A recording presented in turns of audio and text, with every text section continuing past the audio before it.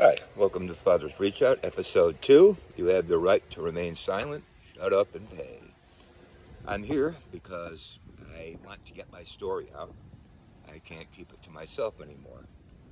This is a several part video where I explain my situation and look into the child support system itself.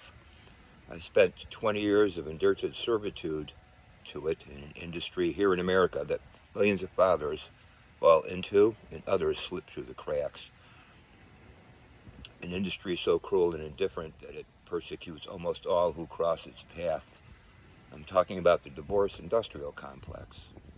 It starts with the legislation, goes down through the TOPS program, the TOPS, the Bureau of Collections, and the attorneys general through the lawyers and the fathers at the bottom. My ex-wife and her attorneys were very good at manipulating family court dynamics to their advantage. In hindsight, I would come to realize just how manipulative circumstances dictated. Forgive me, I'm ripping this paper the old-fashioned way. In hindsight, that my daughter would end up growing up in a different state 1,000 miles away from where I resided. By the way, my ex-wife passed away more than 2 years ago. I found out a year ago by accident through an unrelated source. I still to this day do not know why she passed away. Anyway, because she was a custodial parent, a tremendous advantage was gained on her part from the start. I did not stand a chance when it came to fighting the system, the courts, and her attorneys. I was broke, out of jurisdiction, forced to pay child support at 50% garnishment. By the way, when you pay child support, it's not a voluntary process, it's garnished. It comes out automatically, and it comes out at 50% your wage. So during this time period, several time periods in the last 20 years, I was unemployed. I was broke all the time. There are days where I was homeless, where I would go out and work for a temporary agency, making $5 or $6 an hour. You put in 10 hours, you clear, $50, $60, and then after that, 50% of it goes to child support of everything, and you walk home with, $30 for a 10-hour day. Not enough to survive on. But I did not stand a chance being broken by the system. What I didn't understand at the time was how one-sided the family court dynamics would become stacked against me. How one-sided they would become stacked against me. I truly had no chance from the start. In a time when it's politically correct to recognize victimization, I posit a new protected class of victim. Persecuted fathers.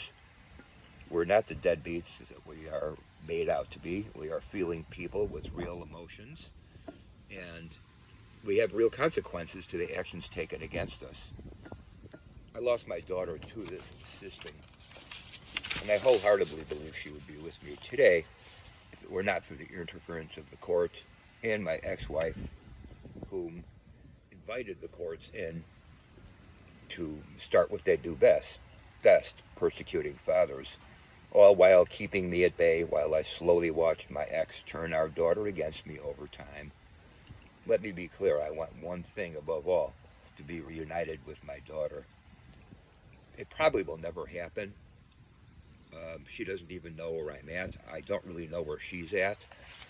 She doesn't talk to me, and my repeated attempts to contact her with the old information I have, her old phone numbers, her old email addresses, they've gone ignored. So I'm not even sure I'm on the right track anymore. But I can't tell you what it is. Anybody who has ever lost a daughter to this system, to an ex-wife, to a toxic wife, to toxic wife syndrome, to toxic spouse syndrome, I believe is what is referred to, where your daughter gets poisoned by, or your child gets poisoned by a spouse, usually the one that's the main custodial parent, as she was. I probably would have thrown in the towel years ago, you know, and I'll tell you what that means right now. Uh, when my daughter was 2 years old, I had been paying child support for about a year already when she called me one day and said, "You know, you're in for the long haul here. You're looking at 17 years of child support. That's a lot for a person to take. That's going to be a lot to do. That's a lot to deal with, and I wasn't sure I could. Anyway, she offered me the chance to sign my parental rights away, and essentially with the stroke of a pen, make her a fatherless child. I couldn't do it. I thanked her for the opportunity because it certainly was a unique opportunity, but I couldn't do it. I couldn't live with myself. It's just funny how I still can't, even though I didn't do that. I don't know. Anyway, I have not spoken to my child in 4 years now. She just turned 21 in October, last October.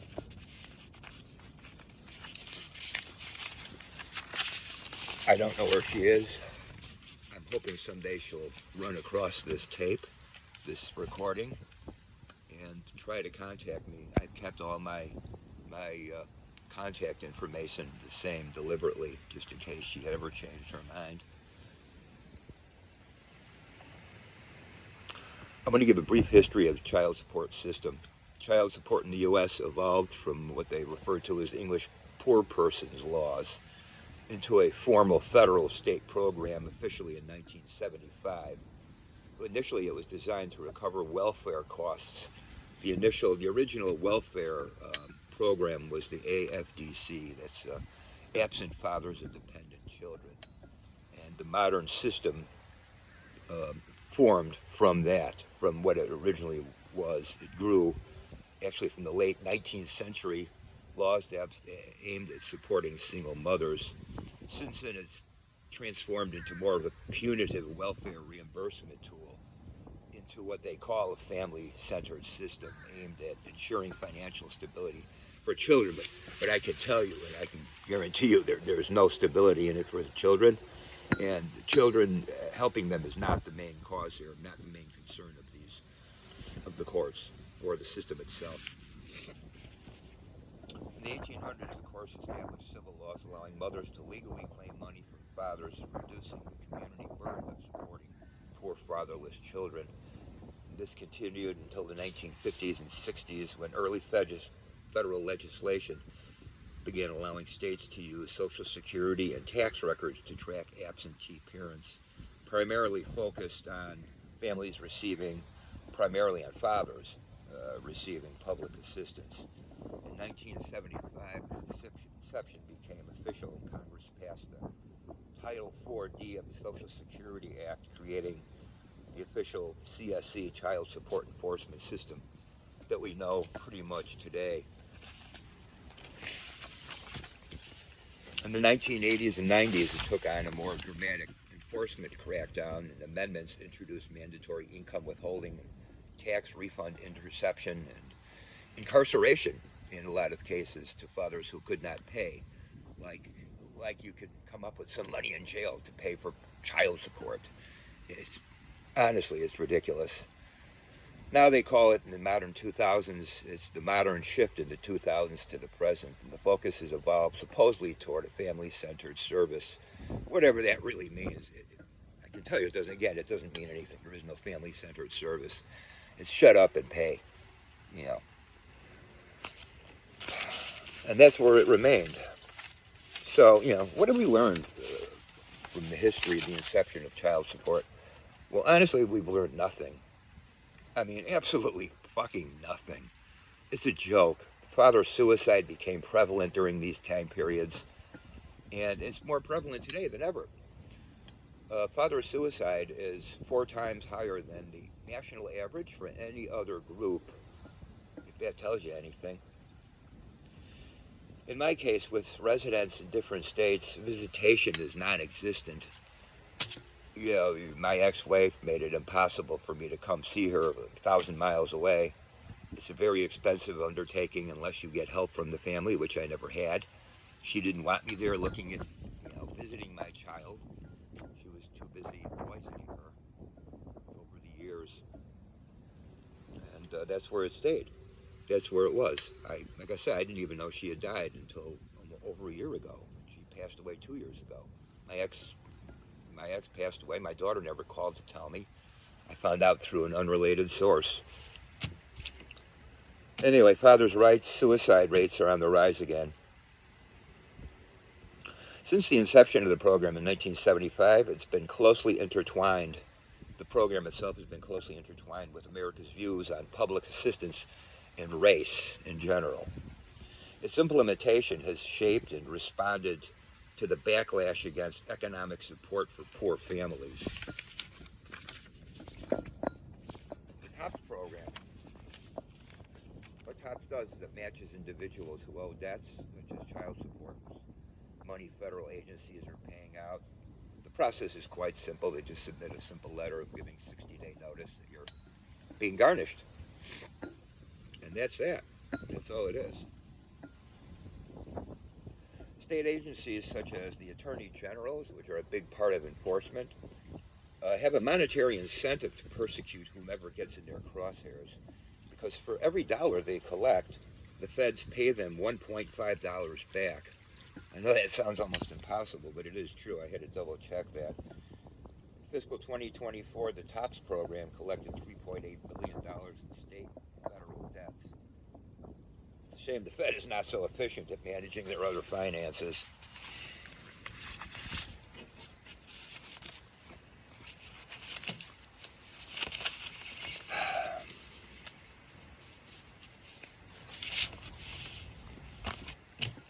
In 2021, the government kept almost $1.4 billion in child support. This approach to cost recovery requires poor, non-custodial parents to repay the federal government for the minimum amount of cash aid their children receive, providing absolutely no one or anything with any economic stability at all. Like I said, the system is a joke, and it needs to be changed. I'd like to start petitioning the legal system to recognize that it needs change and to do something about the persecution problems that we have.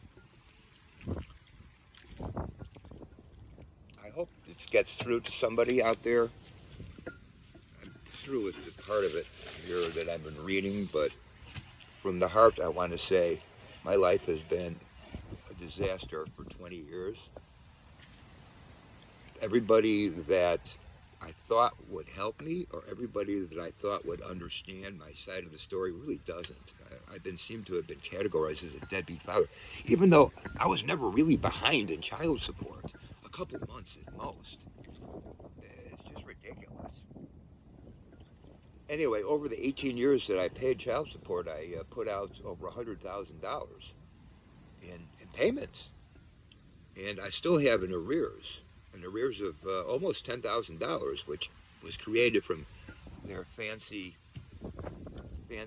bookkeeping. I don't really owe a dime in arrears, but it was done retroactively because in 2008 the Attorney General took me back to court because I had a temporary part-time job that earned more money than I was making on the sliding scale before. So they tripled it from $230 a month to $650 a month on me without taking me to court.